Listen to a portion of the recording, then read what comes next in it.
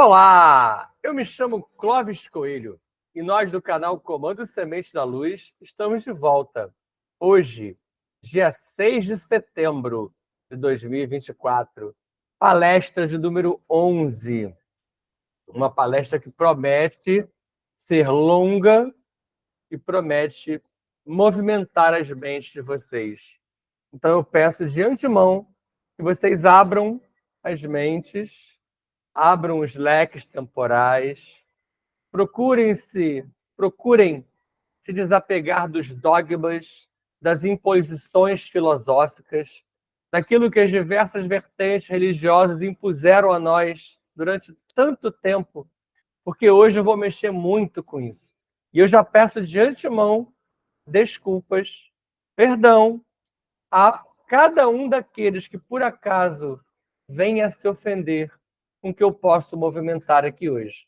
Mas é necessário, já é uma palestra um degrau acima da anterior, porque eu preciso sempre incluir mais chamamentos, mais novidades, mais painéis e elementos que possam fazer de vocês cada vez mais buscadores, cada vez mais questionadores, mas que modifiquem o padrão humano, que ainda precisa ser muito modificado. E antes da própria prévia que nós fazemos aqui, eu queria fazer a recomendação de um local. E observem que eu não peço para vocês like, eu não peço para compartilhar vídeo, eu não concordo com essas coisas, não consigo compreender a imposição, uma vez que eu vou falar sobre isso hoje, mesmo sendo um canal que dependa do algoritmo para movimentar. Como eu já expliquei também a vocês, o meu foco não é de massa, até porque o assunto que eu trato aqui não é capaz de atingir massas. Não por mim nem pelo canal, mas pelo tema e pelos temas que são abordados. Mas eu conheci recentemente na Tijuca, um local que fica na rua Ambrosina, número 77. É a esquina com a rua Tomás Coelho. É muito local mesmo, para quem é do Rio de Janeiro e especificamente aqui da Grande Tijuca. Claro, se você quiser vir de outro lugar, eu também recomendo. É um local chamado Jardim Alecrim. É um localzinho simples, mas belíssimo. Uma casa relativamente grande em termos de espaço, mas eles aproveitaram o local e fizeram áreas para o estudo de várias coisas que eu vou falar para vocês aqui, sobretudo terapias holísticas, tá? E eles montaram cantinho de biblioteca, um cantinho com jardim, um cantinho de cristais. Tem uma série de coisinhas que são vendidas a preços módicos, mas volto a repetir, não é patrocinador do canal. Eu próprio estive lá e eu me ofereci para falar sobre eles aqui de maneira natural. Então, é um lugar que tem pilates, shiatsu, reflexologia podal, massoterapia, auriculoterapia, naturopatia, constelação familiar, cromoterapia, florais de Bach e Saint-Germain, terapia quântica, reiki, entre outras coisas. Você vê que eu peguei aqui 2 cartõezinhos para ler algumas dessas atividades, mas eles têm fonoaudióloga, pessoas muito interessantes no aspecto energético. E se você se interessa por isso, aqui é um ambiente, uma área que a gente trabalha com esse tipo de como tratar a energia, né? Todos eles, na verdade, nenhum deles, assim como nós, tem vínculo religioso. Tem um serzinho lá maravilhoso que trabalha com os arcturianos, sobre quem já falei no canal, sobre quem já fiz algumas recomendações a vocês, sobre cuidados de como lidar com as informações que vêm da internet. Mas julgue como puder, como quiser. Se você desejar fazer parte, um dia passar pela Tijuca, estiver visitando esse local, um lugar muito bonitinho. Vou deixar sempre algumas chamadas para o Jardim Alecrim, na rua Ambrosina, número 77. Vamos, então, com essa energia desses serizinhos, fazer as nossas prévias, focando na mente e no coração, fechando os olhos, se possível, iniciando com aquela primeira respiração de 17 segundos.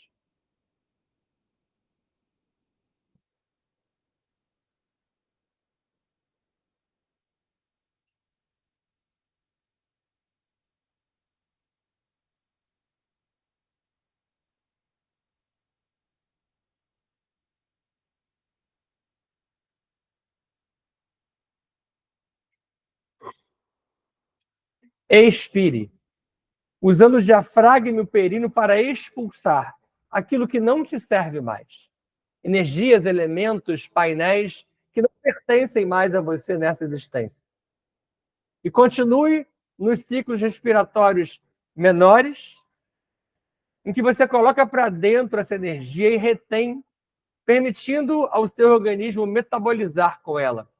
Foque aqui, na frente da sua pineal, a sua tela mental, onde você vai montar um plano, um projeto de médio e longo prazo, em que você vai se inserir na nova ordem, na nova humanidade. E assim, inspire, retenha e,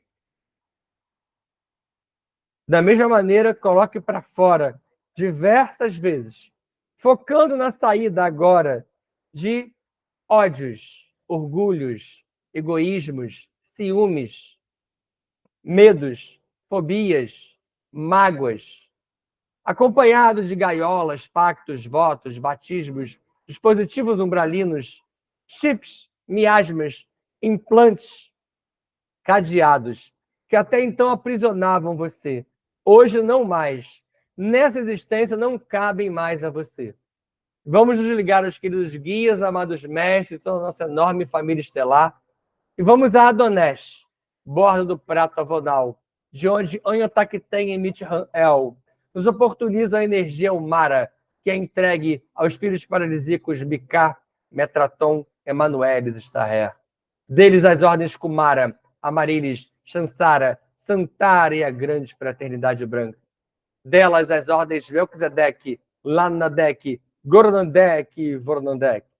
Das ordens aos comandos Astar, Chamuna, Siriano, Canopiano, Andromediano e Centuriões de Órion. Dos comandos às naves Esferon ou Alto Longron, nave de Aberon, nave de Aberim, Arquitrans, Anex, Estrela da Vida, Aruanda, Nosso Lar, Ágata, Shambhala, Ramares, Ramatiz e Iroko.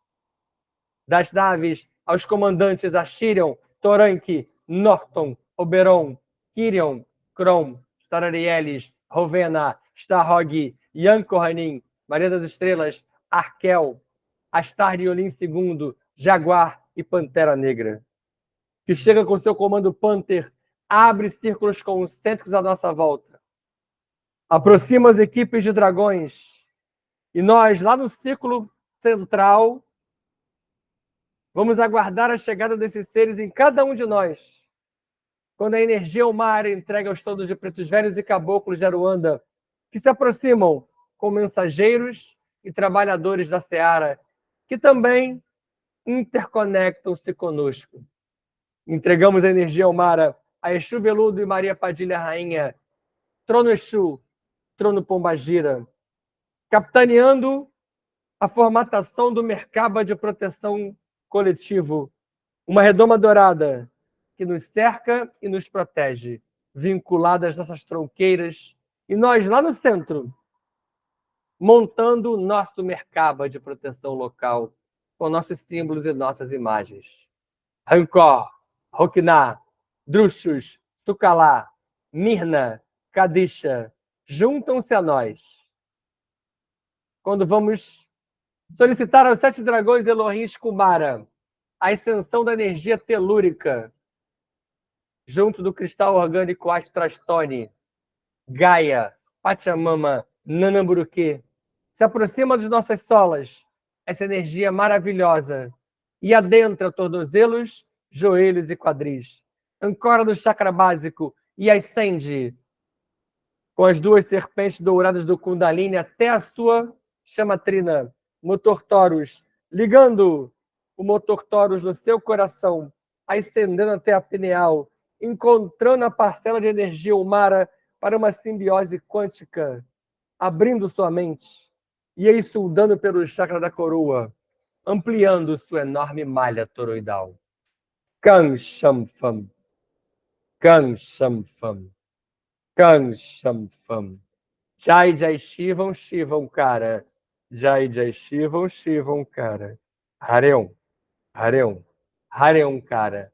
Hare Hare. Hare Hare Om cara. Assim é.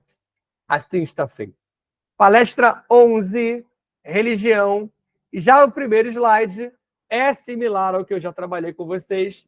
E ele já aqui, poderosamente, propõe a tirada do doce da boca da humanidade.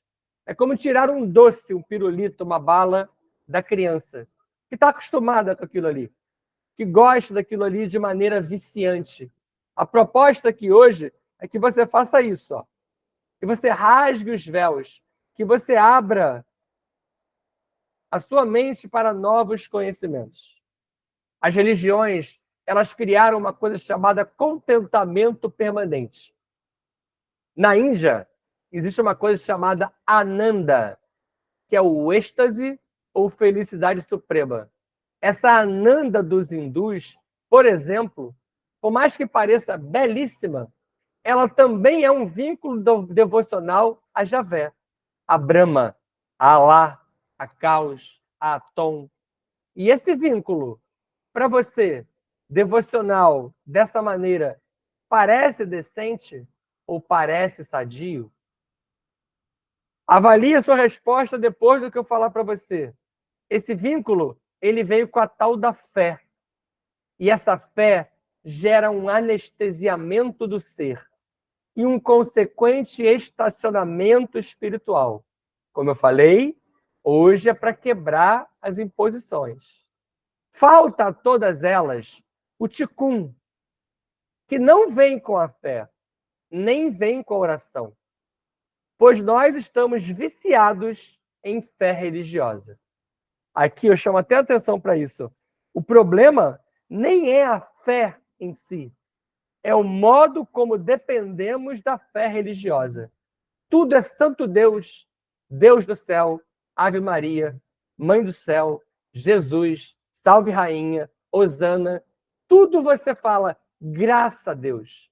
Deus quer, Deus vai prover, Deus provirá. No final, Deus vai resolver. Pensem se Ele vem resolvendo. Hoje, como estamos, eu digo como a humanidade está. Enquanto eu falo aqui com vocês, diversas pessoas são estupradas no planeta, inclusive criancinhas. Isso é Deus no comando para você? Isso parece para você sadio ou decente? A humanidade, ela sofre com o desconhecimento e, pior, com a insistência em se manter ignorante. Eu insisto que eu não quero. E ainda que busque conhecimento, que alguns fazem, recai em quê? Santos, falsas promessas e curas milagrosas, que todas as religiões, de uma forma ou de outra, com um nome ou outro, propõem, que são todas elas lógicas impostas e que levam você a um profundo aprisionamento no refúgio e no consolo, que termina em um mergulho profundo na matriz de controle. Acaba que religião é isso. É um consolo. Lá no final, OBS 1, ligaram tudo isso aqui que eu li para vocês, ó. Tá lá em cima também, lá em cima também. Realmente precisamos de religião? Você hoje precisa de religião? Você sente isso? Aquela história do nosso avô, da nossa avó, da nossa mãe, de que religião é necessário, que todo mundo precisa de religião. Hoje, vejam os jovens de hoje, com o que eles têm de avanço em várias áreas. Veja o mundo hoje. Esse mundo realmente precisa de religião? É uma resposta que você dá para você mesmo. E aí eu volto a trabalhar sobre uma delas, com uma religião, que é o jainismo ou Jain Dharma, também da Índia. Aqui nessa imagem, eu troquei a imagem, tá? Aqui estão os 24 Tirthankaras. Eu vou falar sobre eles dentro do slide. Aqui o principal, se você contar contando com ele, são 24. Os jainistas talvez representem a única religião 100% decente. Ela é do século IV antes de Cristo. O século IV depois de Cristo foi quando começou a se construir o hoje catolicismo. Já falei para vocês isso. Essa é 4 séculos antes de Cristo, que para mim não é Cristo, né? É Jesus Sananda, na qual se destacam conceitos como esse aqui da imagem, do Tirthankara, que é uma palavra em sânscrito, e do Zeitgeist, que é uma palavra em alemão.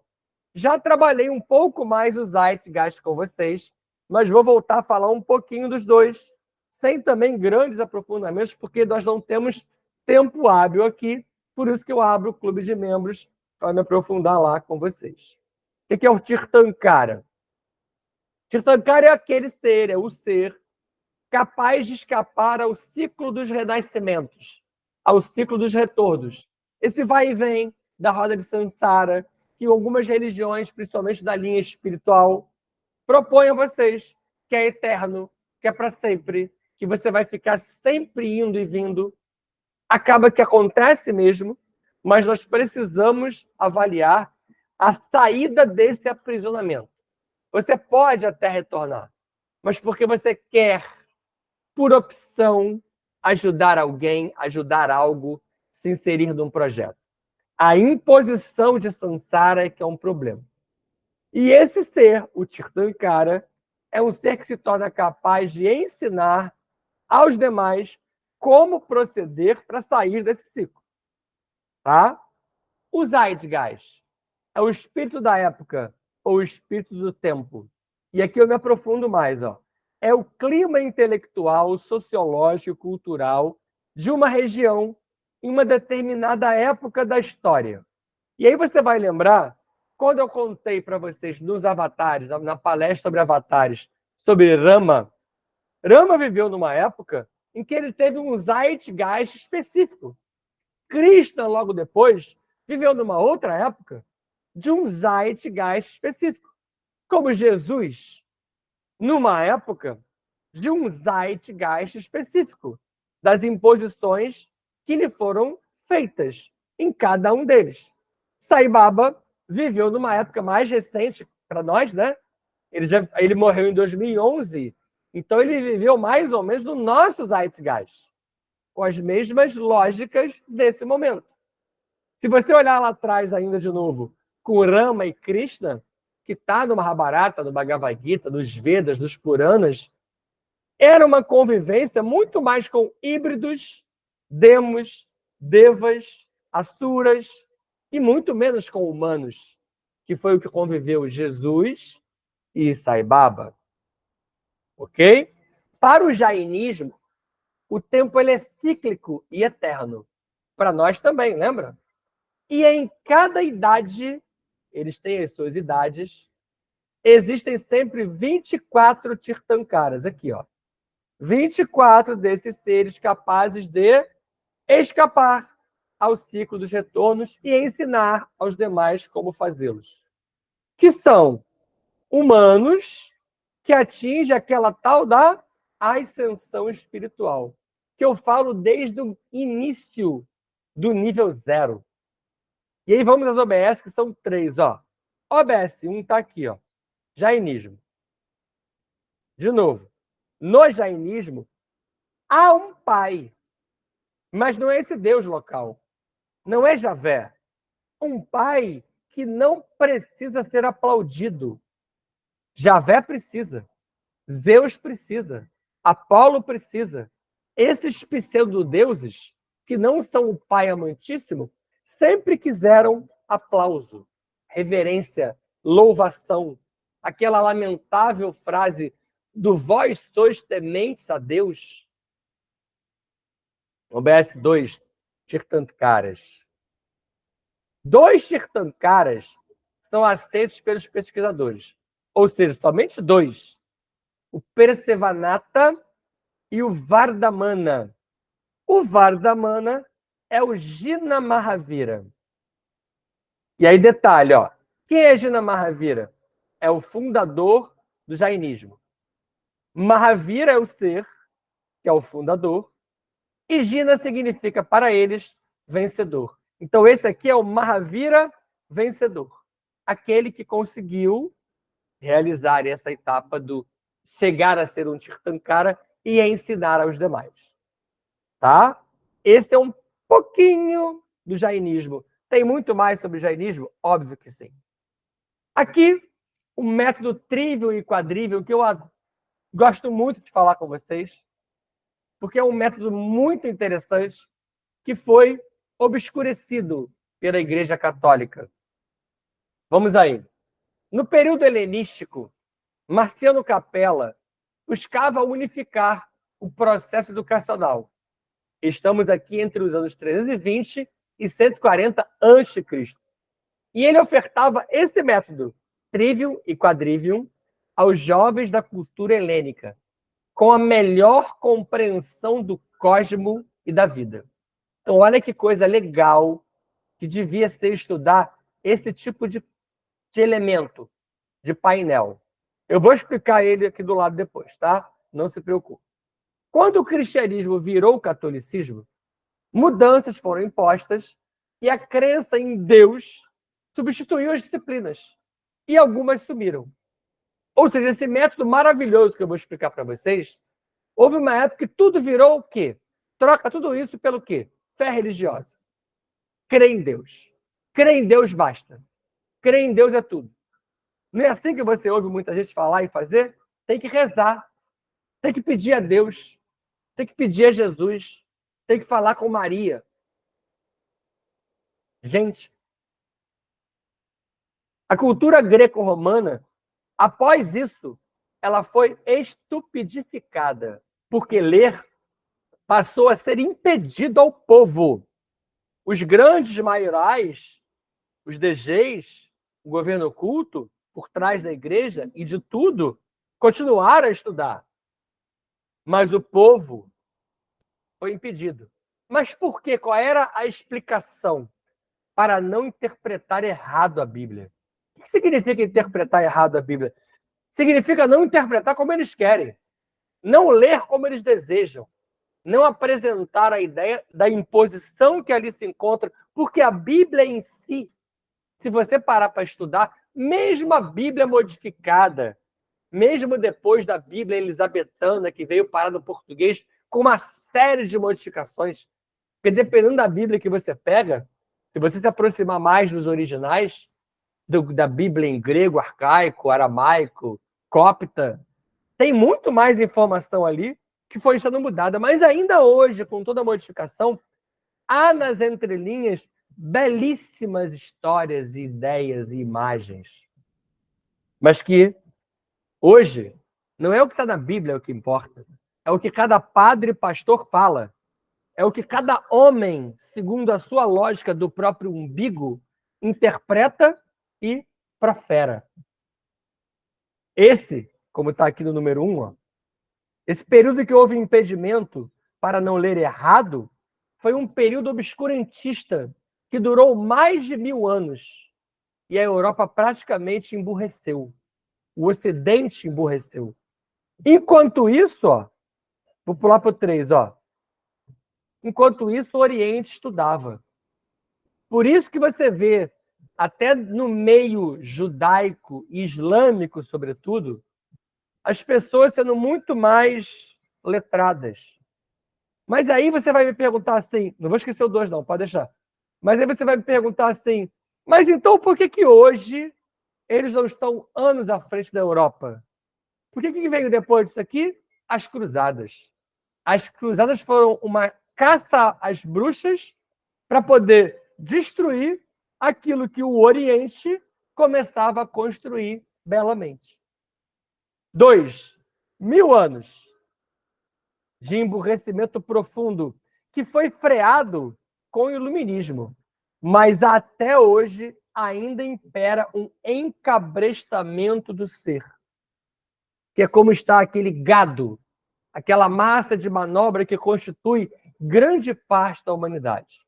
Vamos ver esse método. O método trivium e quadrivium. Aqui, ó, onde eu coloco 1, significa que você vai encontrar como dialética, em alguns lugares, ou como lógica. E aqui você vai encontrar como geometria ou como filosofia.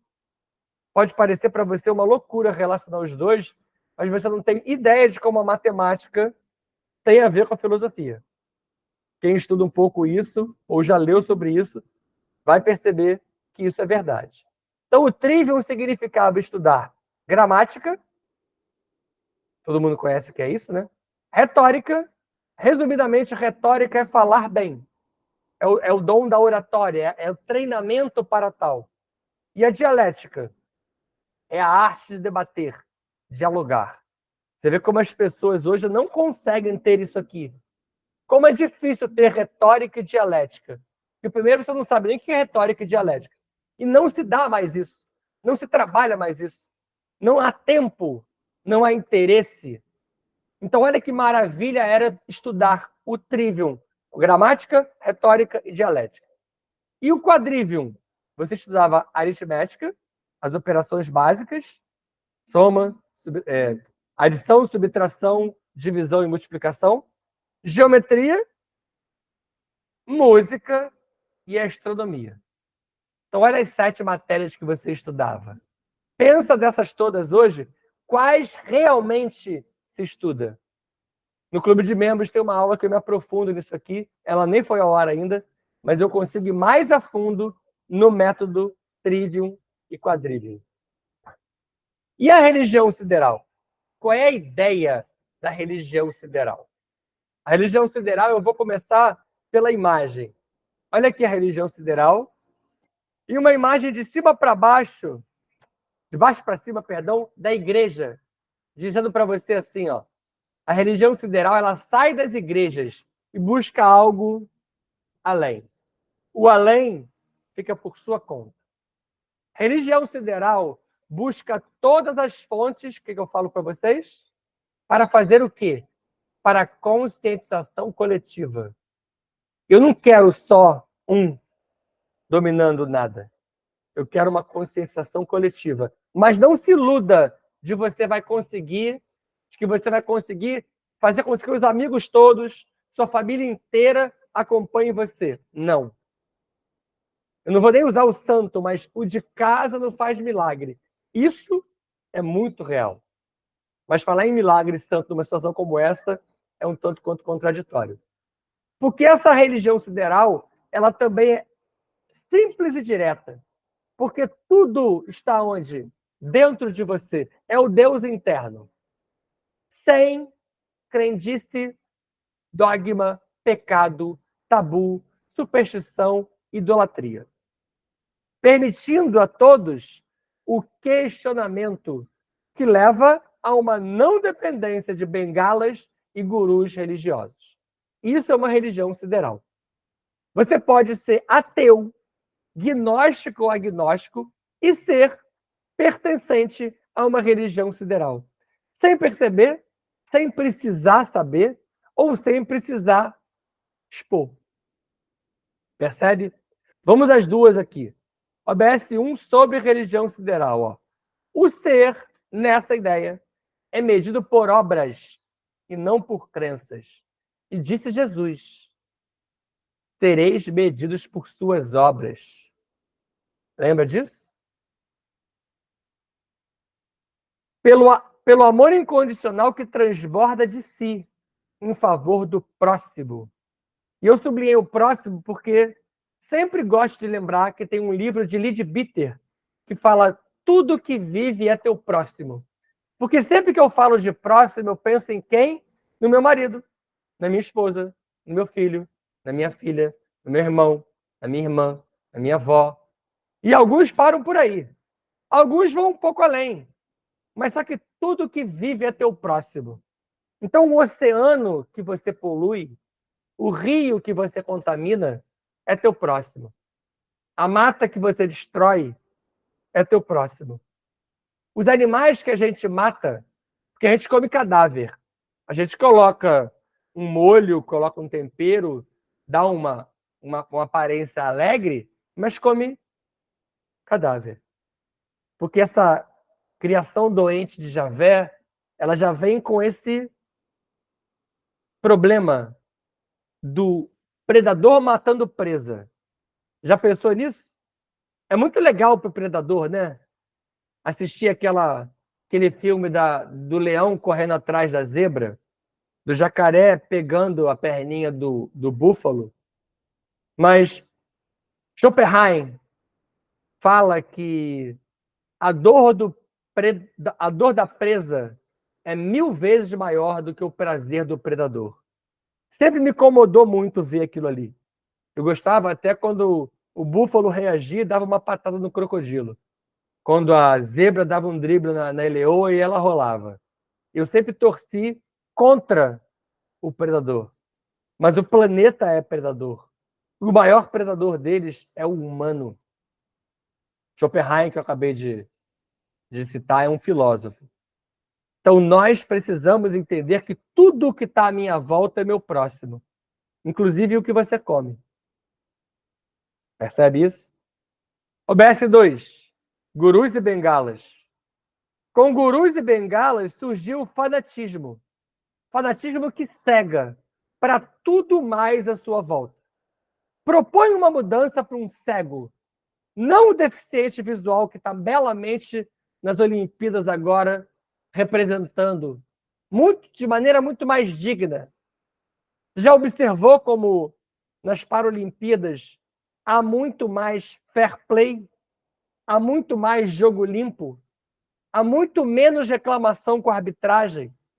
Por que será que o deficiente tem esse comportamento mais digno? Como eu falei de cego, para aquela pessoa que só tem um tipo de pensamento, propõe para ele uma mudança. Como você vai ver que aquilo agride, porque ele está abraçado ao seu viés de confirmação.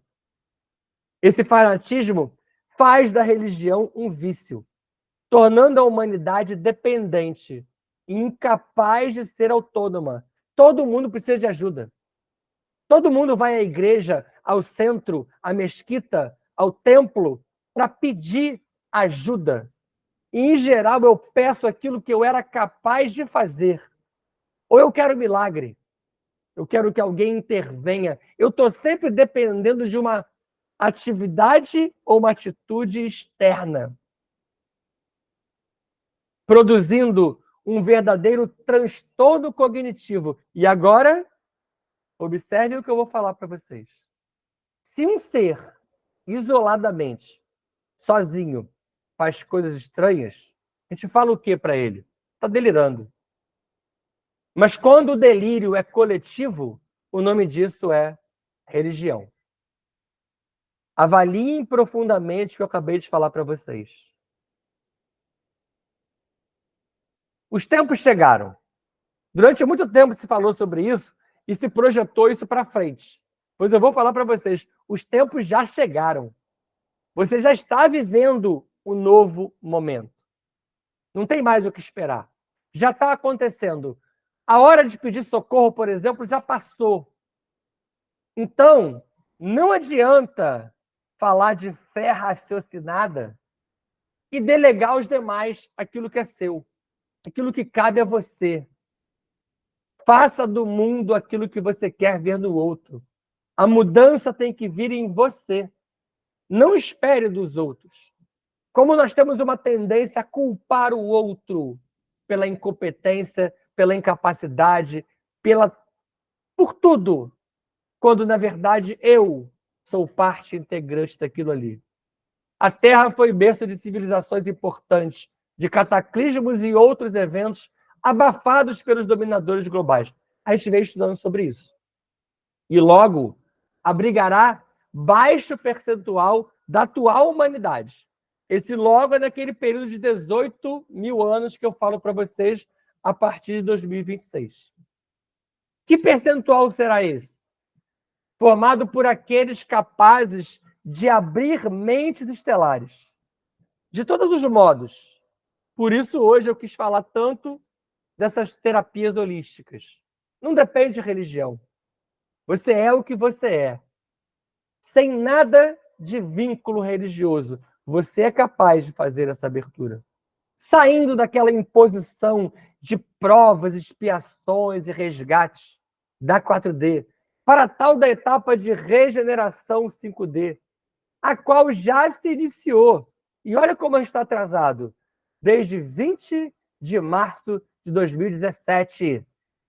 Já fazem hoje 7 anos que estamos em regeneração. Mas aí você vai pensar assim, ué, mas a regeneração não era aquele período belo? Regeneração de hoje é o que a gente chama de regeneração primeira fase. O período belo é depois dos 18 mil anos que eu venho falando para vocês.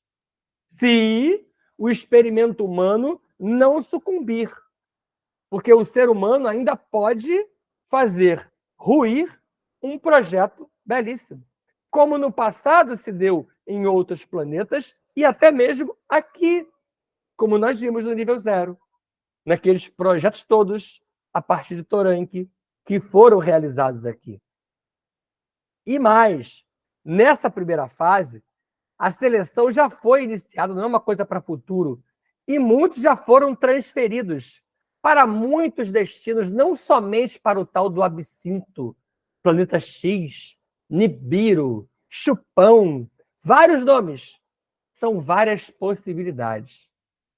Após a ascensão, que se dará então naquele período que eu falei, depois dos próximos 18 mil anos, a Terra se tornará melhor, não se tornará perfeita, equilibrada pela melhor circulação de energia e harmônica de correntes magnéticas funcionais, com o ambiente psíquico melhor higienizado. Percebe a diferença? OBS1 em terra em ascensão. Quando os seres compreenderem que, quando se dará essa ascensão? Somente quando, por isso que eu falei que o experimento humano está em risco, somente quando os seres, vocês, compreenderem que não depende de fé, mas de você, do mando adâmico. Não tem Deus no comando. No final, Deus não vai provir. Depende de você. Se você não começar a movimentar agora, não adianta pensar nisso. Tem uma série nova na Netflix que chama-se Caos. Ela é muito mais comédia, mas ela fala da mitologia grega. E fala até de uma louvação que eles fazem assim. E louvam os deuses. Veja e observe como ali tem essa dependência, essa louvação, essa fé devocional, essa idolatria cega. Falando de religião, eu vou falar um pouquinho de profecia com vocês. Lembrando que no Clube de Membros também tem uma aula que ainda não foi ao ar, que vai falar sobre profecias, claro, de maneira mais aprofundada. Segundo os estudiosos das profecias, todas elas apenas predispõem, mas não impõem. A profecia predispõe, ela não impõe. Eu ouço o Chico falar isso, o Divaldo falar isso, o próprio Jean Vauelan fala isso, porque as profecias elas são avisos proféticos que podem não se dar se houver a mudança no comportamento. Profecia não é para dar certo, não é para acontecer, é um aviso profético. Várias aconteceram, mas várias não aconteceram. Inclusive, na aula, na palestra sobre Avatar, eu falo que vários avatares se predispuseram a realizar um tipo de previsão que não aconteceu. E vários deles ficaram assim, ué? Então, nem tudo acontece. Lembra do que eu já falei sobre o improvável, o inusitado. Quando e por que, então, deve haver uma mudança? Que eu estou falando aqui de mudança. Que deve haver uma mudança? O 2 está nelas aqui, tá? Porque as profecias não são avisos bons. Profecias são avisos ruins. Você já viu alguma profecia falar assim? Ah, a partir do ano 2000 será glória, será beleza, será tudo de bom. Tem alguma profecia que fala disso? Não são avisos bons. Se você pensar, ó, no paraíso não há profecia, porque lá é tudo lindo, belo, perfeito. Profecia é no caos. É aqui. E esse tipo de aviso profético tem o condão de fazer não acontecer, caso ocorra a modificação. Você já parou para pensar quantas vezes do ano 2000 para cá o planeta já esteve para acabar? Quantos fins de mundo estiveram na reta? Quantos desses poderiam acontecer? E por que será que não aconteceram? Aquela história das linhas temporais, lembra? Mas ainda assim, o experimento humano continua em risco. O homem ainda pode, o homem e a mulher, conseguir ruir, fazer ruir esse belíssimo projeto. E quando a modificação proposta pela profecia é realizada, significa que o aviso foi não somente escutado, mas compreendido e algo foi feito. Entendeu o que eu quis dizer agora há pouco? OBS 1 está ligada lá em cima, aqui, ó. OBS 1, as próprias profecias. Elas se baseiam na teia verde de Moros, o Orlog da mitologia nórdica, que é esse pedaço que eu me aprofundo no clube de membros. E o OBS 2, que está ligado a mais de uma palavra, que na verdade é a mesma em dois lugares, né? Ó. Mudança. E quando nos referimos à mudança para algo melhor, claro que eu estou falando de mudança para algo melhor. Se você vai mudar para pior, você não seguiu profecia, você seguiu outra linha. Não se trata de arrebatamento, que é o que eu quero trabalhar nessa imagem. Tem gente viciada em arrebatamento. Você sabe o que significa ser arrebatado? Muitas religiões falam de arrebatamento, como seres assim nessa imagem, ó, ascendendo aos céus. Arrebatamento são seres sendo salvos e a caminho do céu? Será? Cuidado com a ideia do arrebatamento. Essa parte da novidade, eu vou falar sobre o Apocalipse, mas eu vou falar sobre ele e sobre, antes dele, as prévias do Apocalipse. Vamos lá. O Apocalipse foi produzido para mostrar à humanidade. O Apocalipse é um livro, tá, gente? E faz parte do Novo Testamento da Bíblia cristã. Quais das profecias dos últimos 2000 anos iriam acontecer e as que não iriam acontecer? E ele foi escrito por João Evangelista, o João, apóstolo de Jesus, que foi aquele que ficou no planeta por mais tempo, porque na época ele era o mais jovem. Quando ele estava com Jesus, ele tinha 16 anos. Também chamado de João de Pátimos, porque foi onde ele se escondeu. Só sobrou ele e ele fugiu da perseguição que ainda se dava contra ele.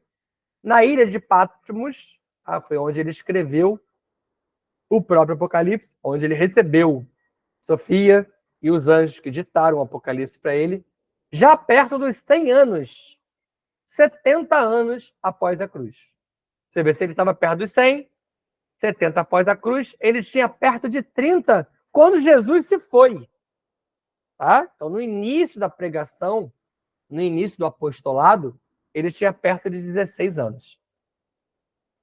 E essa imagem é interessante, que ela aparece um fundinho assim, um tanto quanto macabro, né?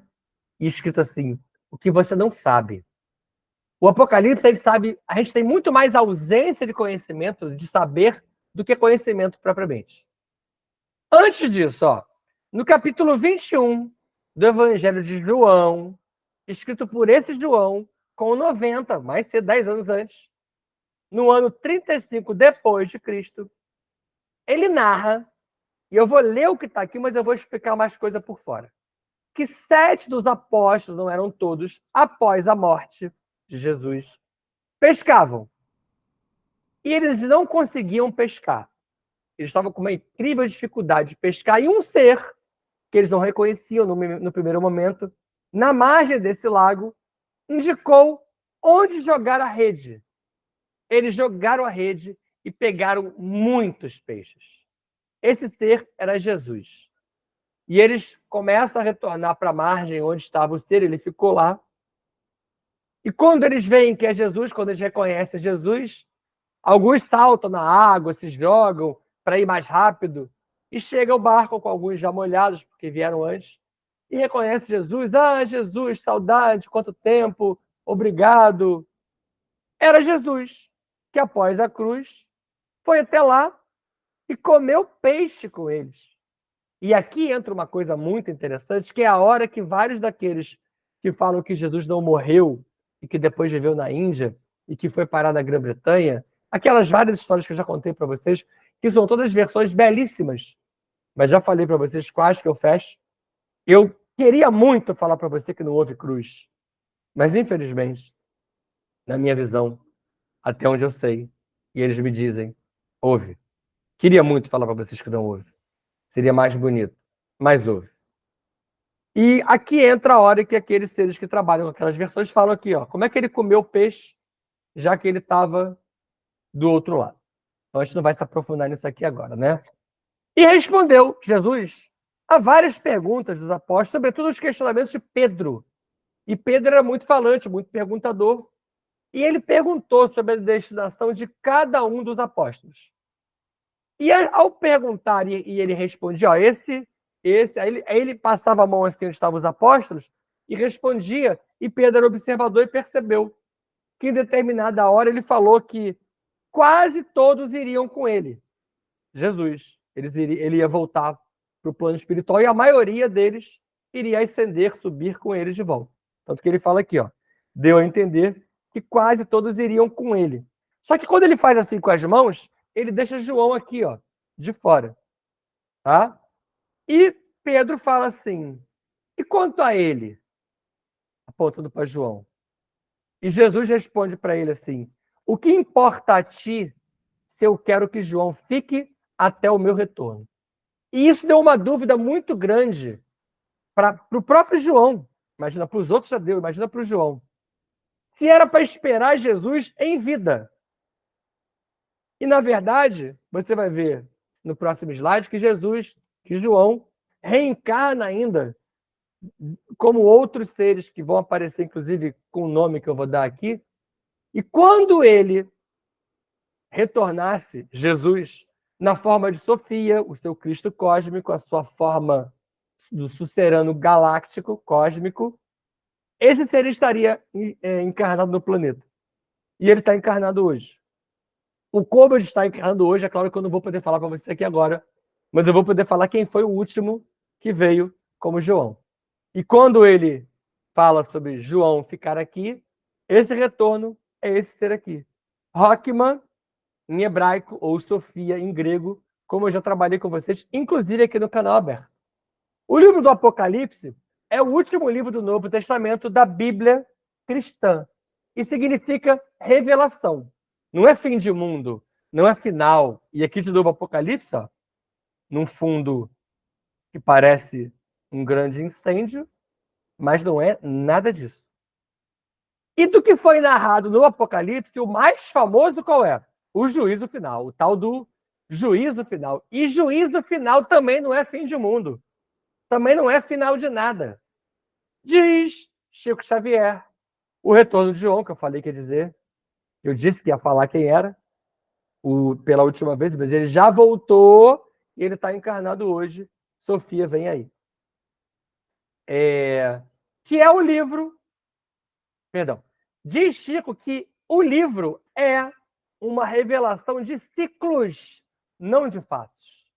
E que caso alguém diga o que acontecerá sem que admita possibilidades distintas, esse alguém estará blefando. Por isso que eu falo para vocês, as profecias podem se dar, como podem não se dar. Tudo que alguém afirma é uma possibilidade de uma linha temporal.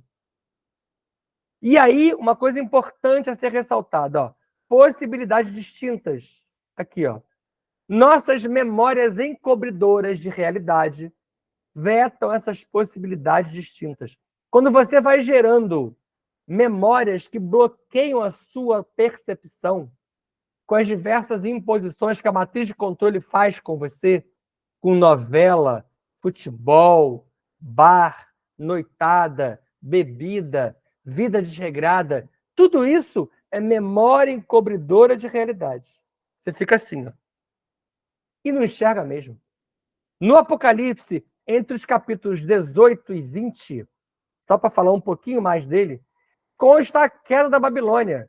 Quem é a Babilônia? Do World Trade Center. E que os reis da terra entrariam em guerra. Só resta saber se esse entrariam em guerra já se deu ou se são guerras ainda para acontecer. Vários falam que já foi a guerra dos Estados Unidos contra o Iraque ou contra o Afeganistão. Alguns já falam que é a guerra atual da Rússia, da Ucrânia, de Palestina com Israel. Mas há outros que falam que tem uma outra por vir, que é essa daí. Mas de tudo do Apocalipse, tirando essas guerras e as interpretações, falta quem? Falta Sofia. Sofia era para ter vindo na década de 90, no máximo nos anos 2000, no início. E esse atraso tem a ver com várias atuações dos arcontes, que de uma certa forma eu venho explicando para vocês. Ciclo pequeno da Terra. Os ciclos podem ser grandes, pequenos ou médios. Esses pequenos aqui são esses aqui, ó, menores. Tá? Aqui só uma imagem do movimento de rotação, que é um ciclo minúsculo que a Terra realiza. A rotação e a translação são ciclos minúsculos. Nós vamos falar aqui de ciclos maiores, mas não vou nem poder abordar o grande nem o médio. Vou falar de um pequeno. A Terra tem um ciclo menor, ou um ciclo pequeno, de 28 mil anos. Pô, professor, 28 mil é ciclo pequeno? É. Os médios, grandes, têm milhões e bilhões de anos. E tudo é ciclo. Tá? 28 mil anos desse ciclo menor, que é dividido em 4 quadrantes de 7 mil. Uma conta fácil, né? 28 por 4, 7 mil. Então, 7 mil anos cada 4 quadrantes desse menor. E na passagem entre quadrantes, isso também acontece na passagem de ciclos, mas entre quadrantes acontece o quê? Verticalização do eixo da Terra com os cataclismos. Vimos vários aqui e no clube de membros. Eras do gelo, mais ou menos intensa, ou seja, varia. Desaparecem e emergem áreas continentais. Aconteceu Hiperbórea, Atlântida, Lemúria, Mu. Venho falando sobre isso com vocês. Reorganiza-se, não é fim. A vida biológica. Nós já fomos seres diferentes, já convivemos com demos, com devas, com asuras, com híbridos. Hoje, eles até estão por aí, mas a gente acha que a maioria são somente humanos. O atual quadrante, iniciado em 4.000 a.C., ele termina em 3.000 depois de Cristo. Então você veja, 2024 está longe dos 3.000 anos. Ou seja, nem acabou esse quadrante. 3.000 mais 4.000, 7.000 é esse quadrante. A Bíblia, com acréscimos e retiradas, ela narra uma história parcial e adaptada de 7.000 anos de um quadrante. As mitologias que eu insisto tanto são muito mais antigas. As mitologias pegam ciclos médios e ciclos pequenos. Para você ver como é que ela é ampla. E algumas abordam os ciclos grandes. A Bíblia, ela se restringe a um pedaço de um quadrante do ciclo menor. Estamos no milênio final desse quadrante. Milênio final desse quadrante.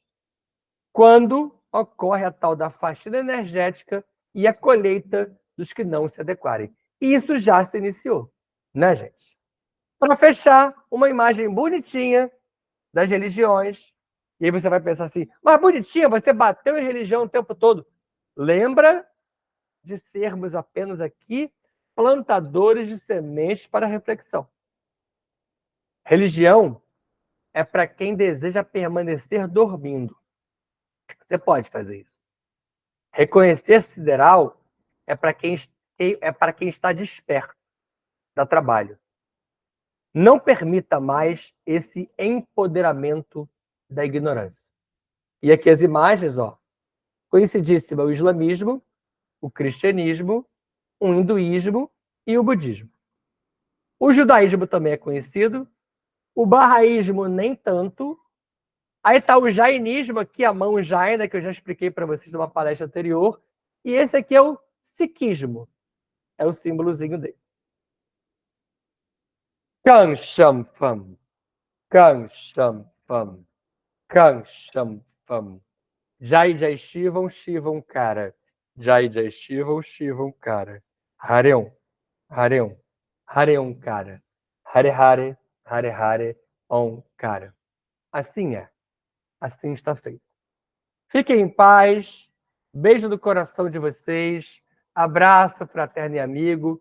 Mais uma aula ou palestra de quase 1 hora, em que a gente abordou muitos temas importantes. Sei que movimentei muitas coisas dentro de vocês. Tirem as dúvidas. Mas uma palestra como essa só indica para alguém que você saiba que é capaz de absorver isso aqui, de abraçar isso aqui sem se ofender. Então, mais uma vez, eu faço um contraponto aqui. Cuidado para quem você vai indicar esse tipo de conhecimento. Até o nosso próximo encontro, já na próxima semana, e muito em breve estarei já gravando as próximas aulas sobre Pandora e as demais do Clube de Membros. Até lá!